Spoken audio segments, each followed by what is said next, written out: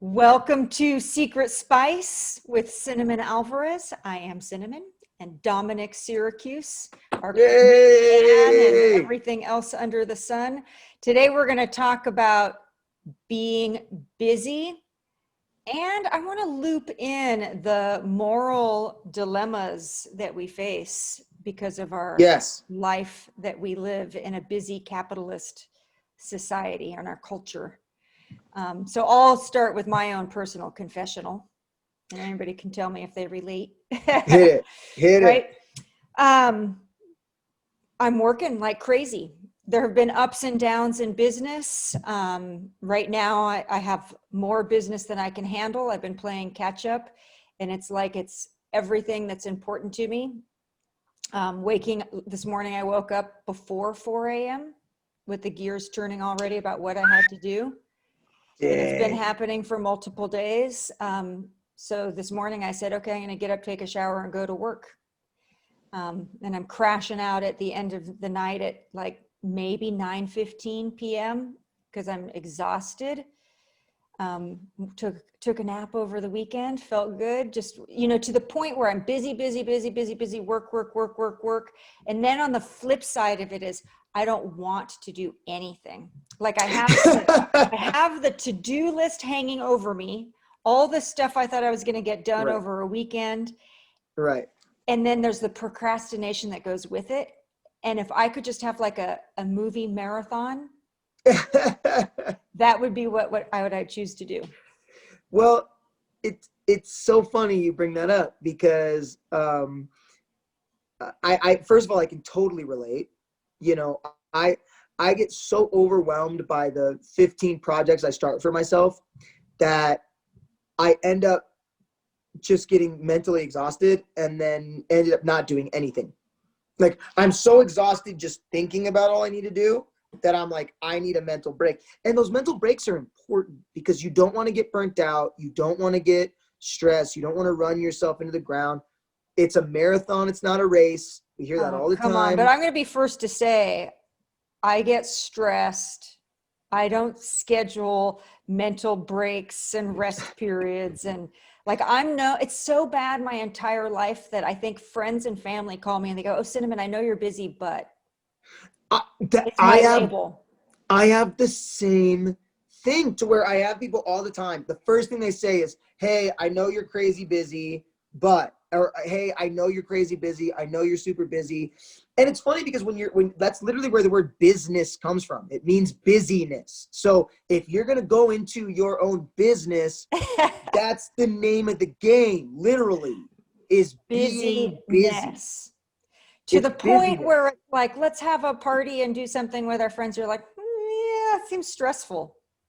Right. But we'll see, I don't know about you, but I can't enjoy time with people unless my to-do list is done. The times that I'm most satisfied are when I crushed everything and then I'm like, all right, it's done. Now I can relax and want to relax and can enjoy it. But if I still have a to-do list in my head and then people want to spend time doing any kind of leisure, Then you're I feel anxious guilty. about the leisure. Yeah, it's like I go from being overwhelmed with business to being guilty about leisure. Right. So this is interesting because mine has shifted over the years. I've got a few years on you. I'm now able to walk away with it undone. And this is interesting because you might find this it's if I have someone else who's willing to walk away with me. It's almost like I'm looking for permission. So like on Wednesday, my employee and I were like looking at each other. We're like, we're not going to get it done. No, we're not going to get it done. Just leave it all in shambles like this, walk away from it all, It's like, Right. yeah, do it. So if I have a cohort to do that with, right, and some agreement and permission, and we're like, okay, it's just not going to get done. Or my husband and I will do it together, like, oh yeah, we should really be doing that. The roof is leaking, we should be fixing that. We should be doing the oil changes, and the headlights are out, and we got to do the grocery shopping, but let's just take a nap. Yeah. Yeah. Okay, that sounds good. Yeah, Yeah. let's turn on the TV and fall asleep, eat a sandwich. Yes. Well, and I think a big question that I have, and something I've realized going into business is, follow me on this. Okay. How much of this is all made up or all in my head? And here's what I mean is that, like, using me for an example. In the idea phase, everything starts out in your head. And when you run a business, it's like, people are like, oh, what's your product? Well, I've kind of invented it in my head. I had this idea and now it's coming to fruition. Okay, what's the cost? Well, I get to choose that because I get to pick. It's kind of all in my head what I get to choose, what I agree on, but then when you actually put it to fruition, when there's things like contracts or deadlines or whatever, that's when it becomes tangible. And, oh, now I've got to meet this deadline. I've got to do this thing, and I've got to. Right, when it's for someone else, right? Because you can write your own deadlines, and that's just not as effective.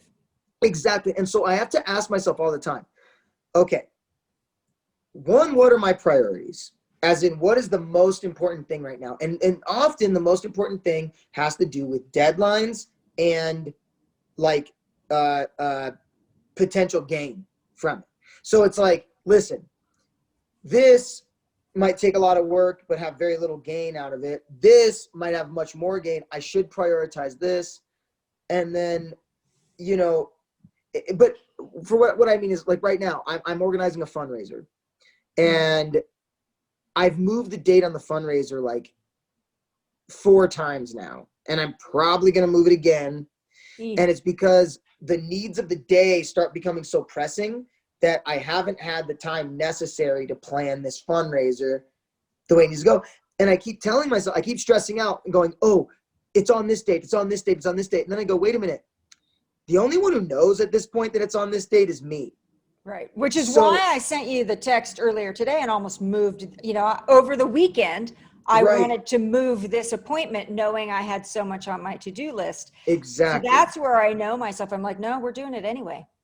Right. Because if not, then it's just going to move it once, then it's like you give yourself permission to move it again and permission to move it again. Exactly.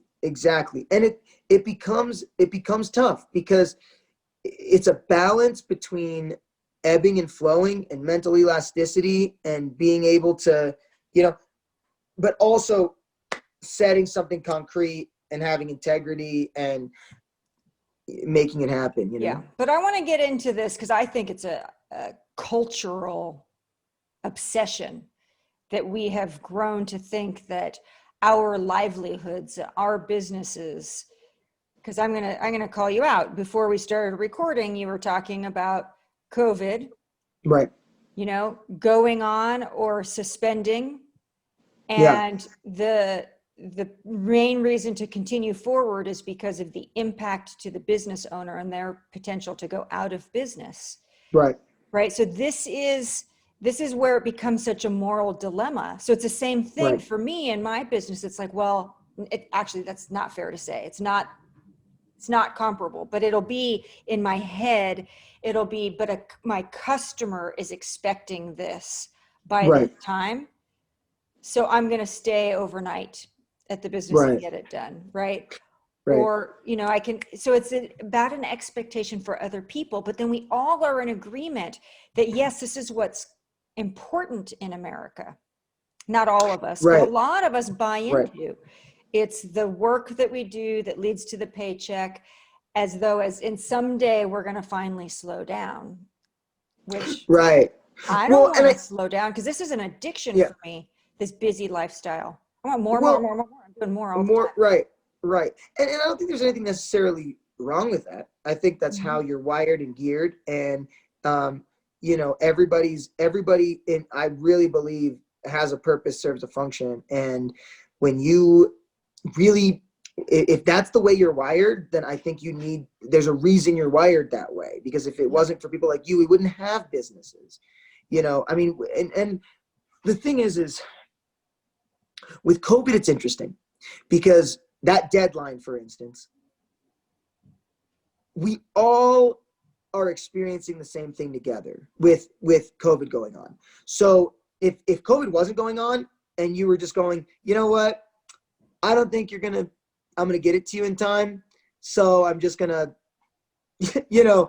take more time with it, or then people would be upset. They're like, that's not good business. But during COVID, I think everybody's really understanding and going, yeah, a lot of things are going on. A lot of things are shifting, a lot of ebbing and flowing, a lot of all sorts A lot of of stuff. disruption. That's interesting, because that then becomes like this societal norm where it's like, okay, well, we didn't die, right? We moved it once, we can do this or we can do that, and it's okay. So that's what's interesting about business too, that we were talking about offline, is that the anxiety or the stress is because it lives within us as though it's life and death. Right. Like, I have to complete this project by this deadline or I'm going to die.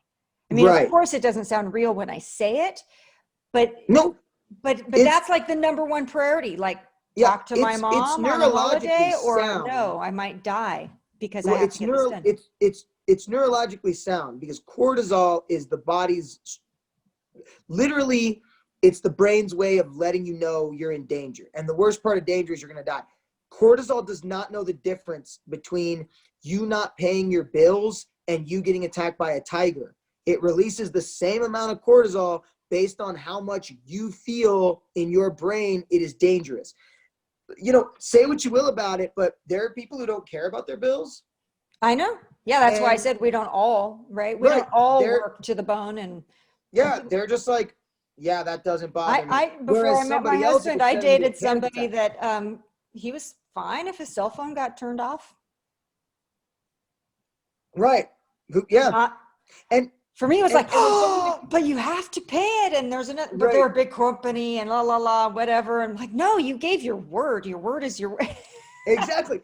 And that just, it goes back to priorities. It goes back to what is really important for people. And it's really tough. It's one of those things where, I think it's easier, because believe me, before, when I was in my 20s, I was Mr. Zen. I was Mr. I don't care about anything. I don't care about anything material. I don't care about any of that. It's all garbage anyway. But at the same time, I also wasn't following my dreams. And I want to clarify this, because I'm not saying that those who have like mastered, like meditation and live a life of immaterial value, I'm not knocking that at all. I think that's beautiful and wonderful, and I think we can all learn from that. We could do that hand in hand. You could be as busy as I am and meditate every morning and every night. Exactly. It's even better. It's awesome. Exactly. What I'm talking about is how ultimately in my mental state, I was really stress-free, because I was like, whatever, I can't pay my phone bill this month. Whatever, looks like I'll just go without a phone. Or, I don't have money to pay the bills. All right. I mean, if I'm not going to jail and they're not going to kill me, I'm not going to stress about it. Which was nice. But then it wasn't until I reached an age where I went, oh my gosh, I have all these dreams and I'm not doing anything to pursue them. And as I've heard it said before, the pain of doing nothing oversees or becomes greater than the pain of failure or fear of failure. And so I went, you know what? I've been saying I want to accomplish my dreams for way too long and not doing anything. I'm going to start going after my dreams. And when I did, that's when the stress started coming, because now I have skin in the game. So, a lot of times when I experience stress, I say, oh, it's just excitement. Right? That helps me kind of cope and get through. It's like, no, I'm choosing this. I'll tell myself, we've talked so many times about the chemical response from our thoughts. And so when you study that and you start to know that, then it's like I learned to play the tricks. It's like, well, no, I'm on the roller coaster.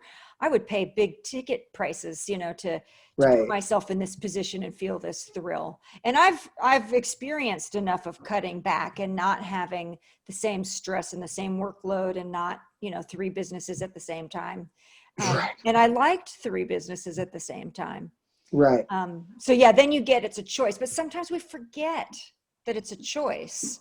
And what I think is really interesting is how I think that we just learn it from other people, that this is the way society is. That's what's Yeah. most important. I mean, this is a perfect time politically. What's most important is the economy. Well, that's what we're Economy is told. life And I and mean, death. here's the thing. It's been told to us over and over and over. Over and over and over and over. And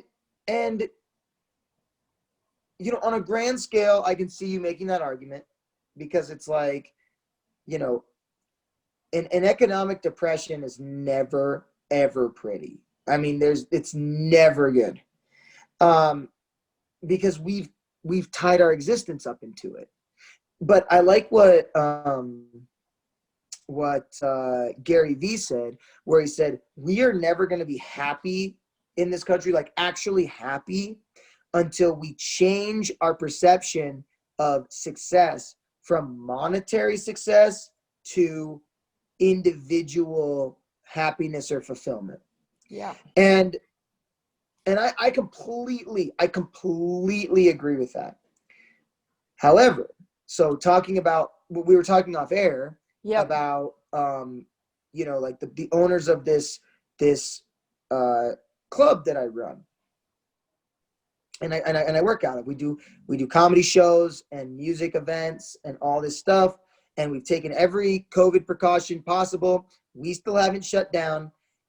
I was morally pushed to shut down because I don't want to be responsible for spreading things. I don't want to be responsible for having groups together where people do that. As to be fair, as it's getting closer to home too, right? You're starting to see firsthand. Yeah, I'm getting more and more comedians coming down with it, and you know, and I've put in restrictions. I've said, okay, you're not allowed to perform unless you bring in a clean COVID test to me. Show that you know. It's kind of, I was not a good joke. Probably my head went to, unless you give me a clean STD test. Yeah. I know that. I make that No joke all the sex for time. you I make that unless we're joke clean. all of the time. I say that and in fact, I say when you come down with COVID, having to call people and tell them that you've been exposed, I would rather call them and tell them I had an STD. You know, I'd rather call them and be like, because hey, it's like you were unresponsible. Like, yeah, how did we you met get the other COVID? night. Yeah. were you doing? Listen, I got the herpes, so you might want to get that checked out. Also, if you get a COVID test, just for safe measure, you might want to do that too. Okay, bye. You know. But so anyway, we make jokes about it, but I tell them, I'm like, listen, I need a clean test from you guys. Also, if you're not wearing masks, you're not performing tonight. You know, and if I see you mingling without a mask on, I'm kicking you out, because that's what I can do, short of shutting down. Because I'm guessing you don't have a lot of buy-in to the extra precautions, right? I mean, some people are like, oh, thank you for, you know, taking precautions. But right. I mean, if you're in a bar setting with, you know, the people who are going out right now with COVID, right, probably are the people who are less likely to really buy into. I've gotten yelled at for wearing a mask.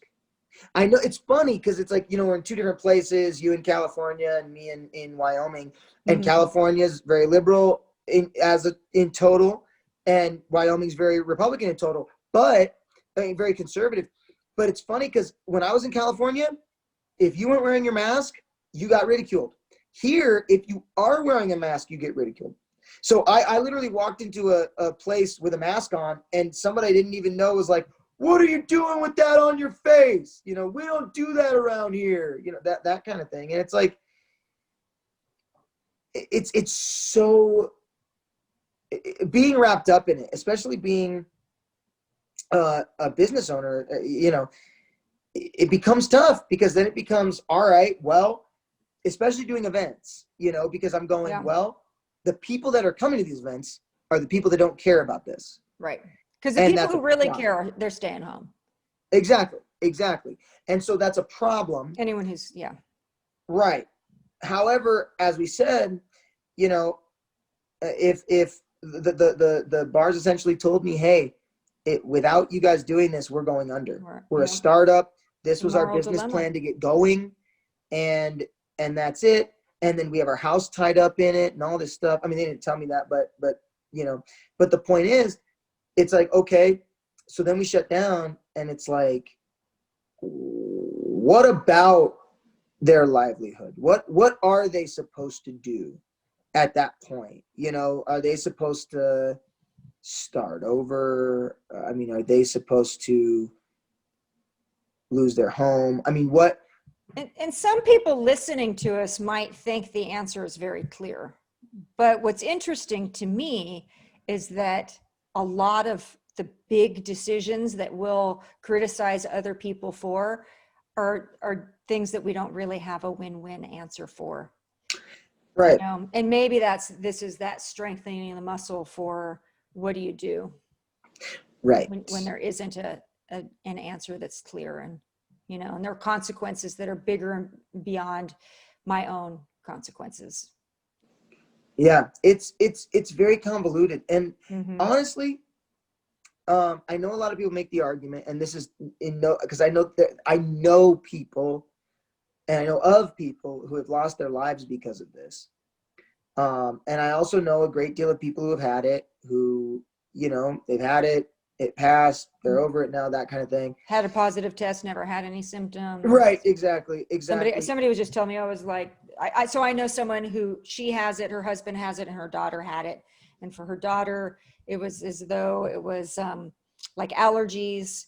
For her husband, positive, but no symptoms. And then she's really sick. Right. Really sick.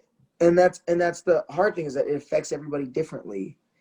And I think that this whole thing, I say this with caution, and I say this with respect and delicacy to anybody who has lost anybody to it or had a very hard time. However, I feel as though I'm grateful that COVID is not as detrimental as, say, tuberculosis or something like that, because if it was, and we had an outbreak of tuberculosis, and as many people got tuberculosis as they have COVID, the numbers would be through the roof. I mean, we'd be looking at like a third of the population gone or more. It's very, very detrimental. So in a lot of ways, I'm grateful that COVID isn't as severe as something like that. However, I look at it almost like COVID has provided us an opportunity to see how we act during pandemic, which is a very real thing. And so the way we handle it and the way we react is, you could almost think about it as like a way for us to plan for when something like this happens. And if something like this happens, that's a much more severe illness. Which is interesting, because then I'm going to mention two books that I read recently, and we're going off just to kind of bring it back on topic. So I just read Human Kindness. Okay. So what's interesting about COVID is our response is kind of 50-50. Take it seriously, don't take it seriously, but we're upset with each other. And in Human Kindness and other studies, or events like September 11th, for example, usually community and people come together. We actually, even though we expect, so if you ask people, what do you expect other people will do? Are they going to, steal and loot your building, or are they going to come to your rescue? We automatically have a negativity bias, and we think that people are going to do the worst. But we see throughout history of events, life-threatening events, that people actually come together. But it's interesting, in COVID, it's really divided. Yeah. We're not necessarily coming together and being like, oh, I understand that you're stressed and I'm sorry for your loss. We're kind of going into what I call, when you make somebody wrong, is you go into the corner of your ring and you're finding evidence to defend your position. Right. And the more someone wants to have a discussion, the more you feel like you need to defend yourself. And we get more and more rooted in our belief already. Right. And then to bring it back to busyness, right? Because I think both of the connection with both of these is like the moral dilemma of the decision that impacts other people and ourselves and our busy lifestyle. Both are a result of the culture that we live in. Right. Right. And so I also just finished the book, The Longevity Project. Okay. Where is it in China where centurions live? It's a doctor who Japan, right? No, it's Japan? China. Oh, because I know that Japan in Okinawa, they've got a large population of centurions, but I'm not sure about Japan. I mean, China. Well, I would be really embarrassed if I just finished an audiobook and I can't remember where it is. No, that's okay. That's okay. Yeah. So that's interesting too, because it's like, what can we do within our westernized culture to still have a long and healthy life? And let me just add this. Go ahead. Is people don't realize that mental health is health. And when I say that, mental health, at least in pop culture, is becoming very chic, which I'm grateful for. But I think that for the longest time, people have demonized it. They've been like, oh, therapies for people who are deranged, and if you need it, then there's something wrong with you, and all this stuff. But what we're realizing is that mental health is health. Stress is directly related to mental health. And the number one killer in Americans is heart disease. One of the main causes of heart disease and heart attack is stress. And very simply what it is when you're stressed out, cortisol leaks through your body and it causes you to be in a fight or flight mode where your heart is your body's in the red. If you know anything about racing cars, your whole body's in the red because you need to be in an agile state to escape danger. The problem is, as we were talking about earlier, your brain doesn't know the difference between real danger, like you're about to get shot, versus I might not meet this deadline. I might be late on my bills. I might go out of business. Right. I might have to lay somebody off. Right. These things that won't actually kill you. But your brain's pumping the same amount of cortisol, keeping your body in the red. And your blood pressure can only be that high and your heart can only beat that fast for so long before it just goes, I'm done. I'm out. I gotta. And your body knows that too. It knows that you need to calm down. We have an instinctual feeling of I need to relax, which is where the I need to lie down comes in, or I need to take a nap, or I need to eat. I need to watch movies all day. Right. It's your brain's way of telling your body, hey, you need to come down to a place of homeostasis because it's not healthy where you're at right now. And some people use drugs to do it. Some people use, whatever addictions, whatever they can to get that heart rate down or get themselves calm. But my point is, heart disease is the number one killer of Americans in this country. So you could make the argument that stress is the number one killer of Americans. And it's not coincidental that we also don't take mental health seriously. It's kind of like somebody who doesn't take physical health seriously and dies of a physical related illness. Or doesn't take smoking seriously and dies of lung cancer. Yeah, yep. The two are drinks and dies from cirrhosis. Exactly. They're not mutually exclusive. But the GDP is more important than mental health and longevity. Right. But that's not new. I mean, no. We're really proud of that. We're capitalists. Yeah. I mean, okay, think about this for a second. And think about this for a second. I mean this. When I get depressed, when I think about the history of this country, because there was a point, like Henry Ford invented the weekend. He invented it. He created it. You know why? Because he was making a bunch of cars and everyone was working in factories. Go somewhere. And he said, well, it was you'd work 6 days a week, oftentimes 16 hours a day, and then you had Sunday off for religious reasons. But he said, wait a minute. If I'm buying these cars people are going to need time to go buy them.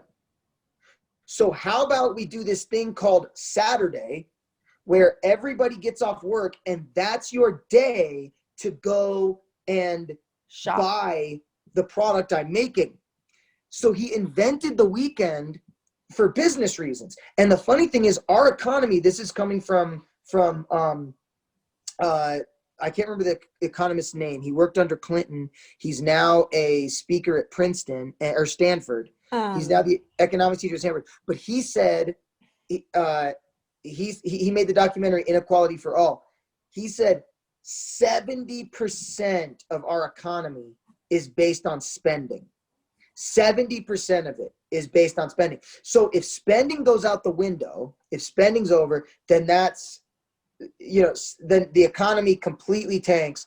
And what are the repercussions of that? It's more than just, we can't be so divorced from it as to say, well, who cares if the economy tanks? Like, so what?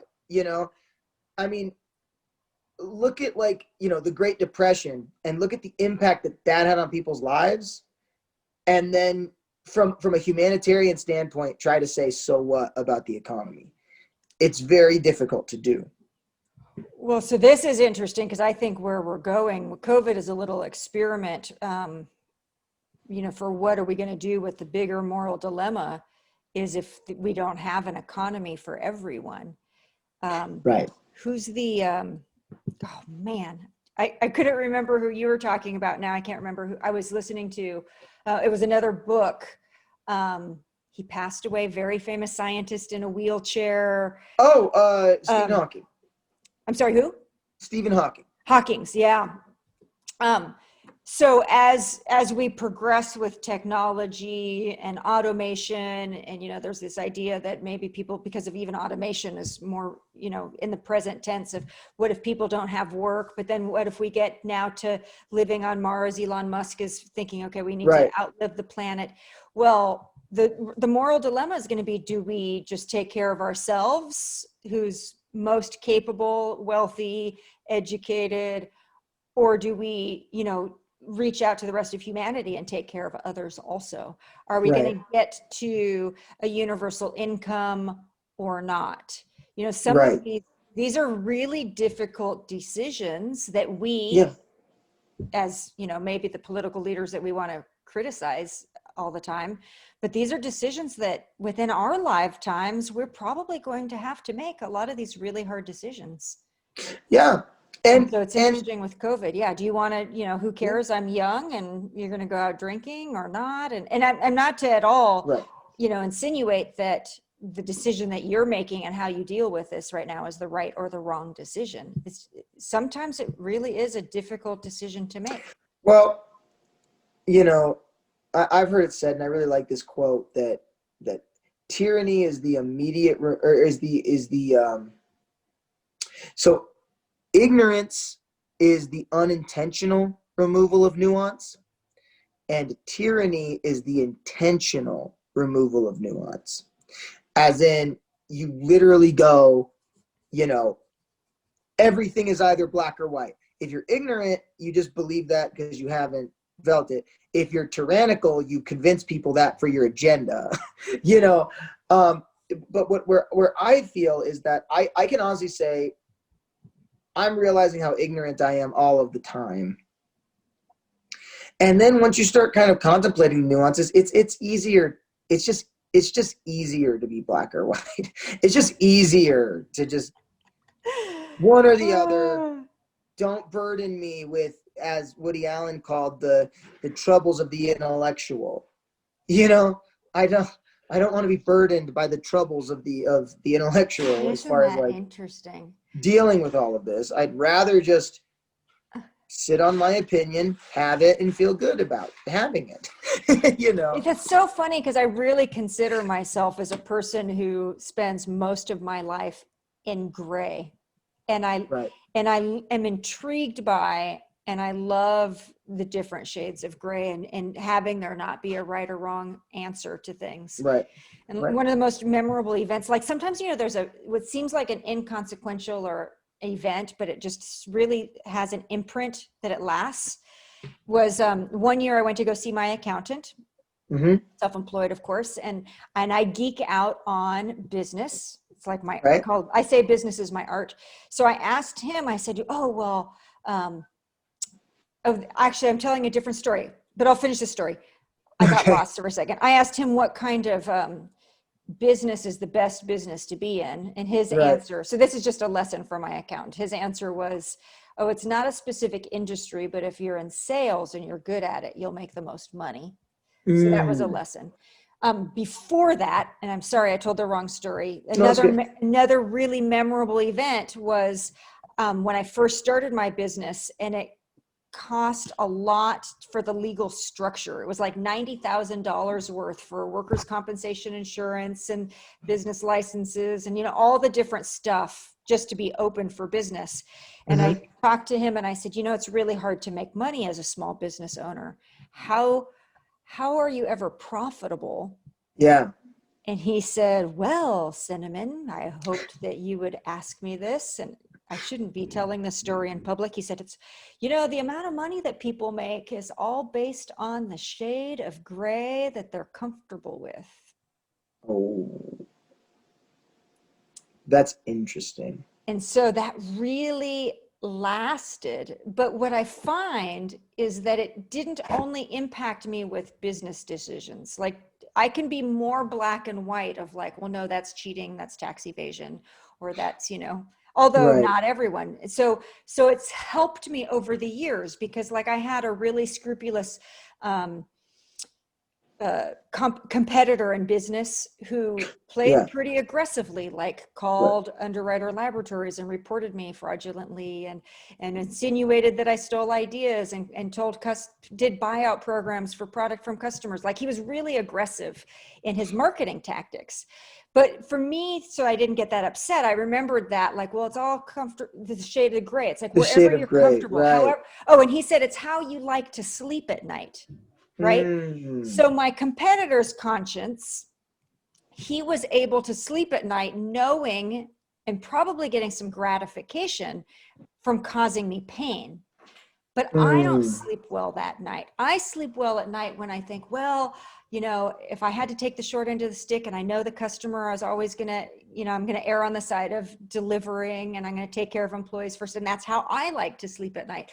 So that always stuck with me, all these different shades of gray. And instead of getting really upset when I disagree now, I just say, oh, it's a different shade of gray that they're comfortable with. It's a different priority to people. That's very interesting. I like that a lot. Yeah. So how it relates to being busy is my mom can criticize me all day long and say that I'm, too busy and I should take more time in nature and other things. And I just say, yeah, well, that's what makes human beings unique, which is why I love the secret spice, right? That's her secret spice. She'll probably live a long time. And one of my secret spices is do it and do that and do that too and do that too and say yes. I love it. Well, I know that we're both super busy. So cut it here. What would you give as the cinnamon challenge? Since I wasn't prepared for this ahead of time, let's keep it busy related. And tell me if you have an idea, Dominic, before I come with it. Well, what would you think, just going back to the, once again with self-care and all of that, in my opinion, being always the most important, because as we said, stress is so, big. What if it is, as you said earlier, you don't really schedule time for self-care. What if it's scheduling some time this week for self-care and prioritizing it? Or what if it's identify what's important to you first? Prioritize, Yeah, the prioritizing. Like, you had some different formulas when you were talking about it. I do the same task, and I'm dragging the conversation out a little bit. Like, I like to do what I call the data dump, and then I look down and I say, what are the top 3 priorities? And it'll be like 3 or 4. So how about like, what's life and death? What's really important? Because I think a lot of times we don't think that way. Right. Like, I noticed one of the things that you said was the deadline, But if you go into the kind of stereotypical business, like here's the what's important and urgent and what's important and not urgent, you know, those quadrants that I'm talking about. Yeah. So I think a skill is to get to out of only satisfying the urgent, putting out the fire, and prioritizing something else that has the biggest impact. So what I think is important is to come to an understanding and an identity for yourself, and it might change over time, but like what's important for me. If today was my last day on earth and I was going to do something, let's do that. Right? It's like, what's important? Is it to tell my family that I love them? Because that doesn't take a lot of time. I can do that right now. Right? Is it, no, I need to fight for my life, so it's not my last day, which means I need to take a day off and schedule some self-care. Right. But let's make a decision. That's going to be my challenge, is just to. No, I like that. I like short, easy challenges. Yeah. Just ask yourself what's important. Right. And do something to support that. I like that. I like that a lot. I could use that. Cool. Until next week, thanks for making the time, and good luck. As always, hey, best of luck. Best of luck with the moral dilemmas and the to-do list and that massive to-do list you're about to crush this week. I just want to leave people with this one thing. There is nothing wrong with making money. Right. The challenge is to keep coming up with what's important and what's the gift that I have to give. Right. How am I of service and benefiting? I have a shirt. Love it. Kindness matters. Exactly. So share some love. That's what I hope everybody does. Love it. All right. Adios.